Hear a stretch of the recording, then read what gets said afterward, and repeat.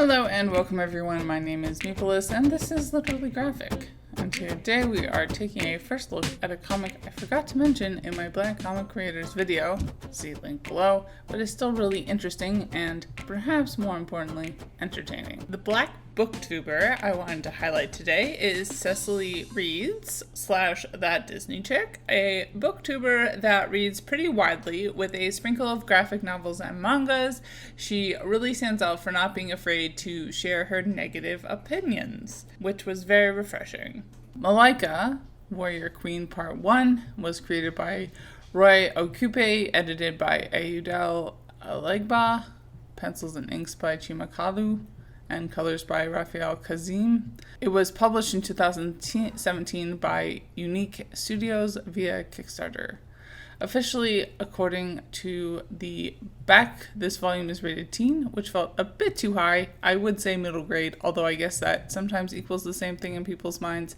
But yeah, it's an action comic without any gruesome detail. Chimu Kalu of Lagos, Nigeria, has both a bachelor and master's in computer science from the George Washington University. In 2012, YouNeek Studios was founded by Kalu as part of a long-term plan to create a collection of diverse superheroes. The studio has done everything from 2D, 3D animated short films, TV commercials, show openers, music videos, and much more. The library also has his E.X.O superhero series, which is on my holds. I'll be aiming to read in August list. Otherwise, it does not appear as if the other contributors have any sort of substantial online presence to report back on, so sorry. The summary of this volume of historical fantasy is as follows. Set in 15th century West Africa, Malika, Warrior Queen Part 1 follows the exploits of Queen and military commander Malika, who struggles to keep the peace in her ever-expanding empire. Growing up as a prodigy, Malika inherited the crown from her father in the most unusual of circumstances, splitting the kingdom of Azzaz in half. After years of civil war, Malika was able to unite all of Azzaz, expanding it into one of the largest empires in all of West Africa. But expansion would not come without its cost. Enemies begin to rise within her council, and Azzaz grabbed the attention of one of the most feared superpowers of the world has ever known, the Ming Dynasty. As Malika fights to win the clandestine war within the walls of her empire, she must now turn her attention to an indomitable and treacherous foe with plans to vanquish her entire people. The story takes place in the same universe, the YouNeek YouNiverse, as the E.X.O series, roughly 500 years before the events of Lagoon City. Looking at the art of this volume, well, certainly not for everyone. I thought for the smaller studios trying to be Marvel DC adjacent art, they get 10 out of 10.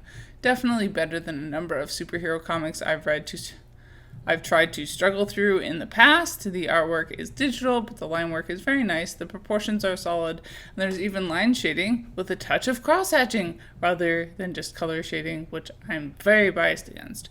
I feel like a couple of the speech bubbles felt slightly out of order, but overall, as I said, this was a technically very good book for something aiming for what it was, which is only to say, not appealing to people who don't enjoy the superhero look at all. Gender, as far as the so-called binary is concerned, was pretty solid. The main characters appear to be a cis woman who gets some very good character development. It's not super nuanced, but I think that has to do with the expectations of the target audience as much as anything else. Heterosexuality is more and more an aspect of the story as things progress, which is a bit whatever, but such is life. Race in this book has some major pluses and some minuses. The big plus was that this is a comic book set in Africa and written by an African man. There was a lot of good discourse from Black Panther. The movie came out about the finer nuances of own voice representation. Black American creator at the helm of Black Panther is obviously much better than a white one, but it would be interesting to have a more specifically African one, as that would probably bring even more new things to the franchise. It was also interesting and very middle grade for each chapter to open with a couple sentences about the real life inspiration behind every African part of the Malika universe. That said, in the current timeline of rising anti-Chinese racism, I didn't see the black and white main characters good, Chinese people bad, aging well. That raises a lot of questions for me that I should look into more. We shall see how that goes. Ability versus disability doesn't really represent outside of everyone being very able-bodied or dead. I'm rating this a 4 out of 5 stars. Bye y'all, keep reading and resist white supremacy.